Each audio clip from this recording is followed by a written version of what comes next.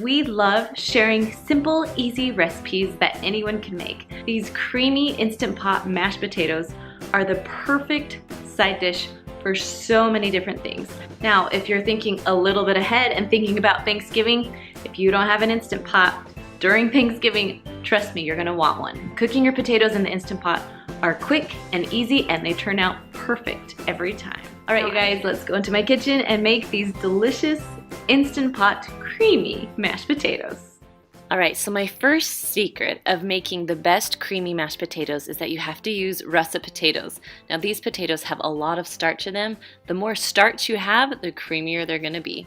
So I'm just chopping into small pieces, or I guess bite-sized pieces, my russet potatoes, and I'm chopping about 8 of them. If you have a lot of guests, you can get about 12 potatoes in there that will fit in the 6-quart Instant Pot. All right, I'm adding 1 cup of water over my potatoes. The lid is going on. Make sure that it's sealed tight. Then you're gonna put the little knob to sealing, not venting. Push the manual button, that's my favorite button. And because the potatoes are chopped, you're going all the way up to 10 minutes. Now when your timer's over, that little L will appear on the Instant Pot.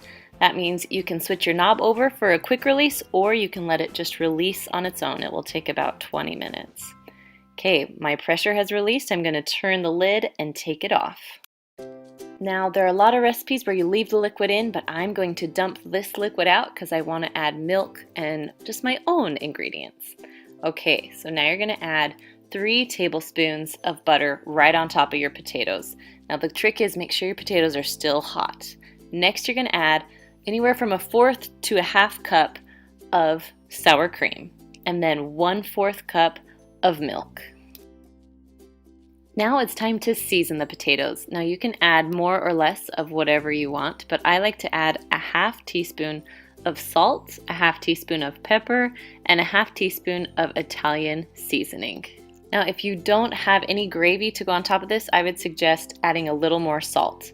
But if you're using gravy, no need to. All right, so now I love to use my beaters and mix it. The trick is to mix it and make it cream together while the potatoes are still really hot. Now make sure you scrape the edges while you mix so you'll be able to get all the seasoning that's flown on the side, or if there's any chunks stuck on the sides. Then just mix it one more time to make sure it's really creamy. Now I like to add a little bit of parsley on top, maybe a little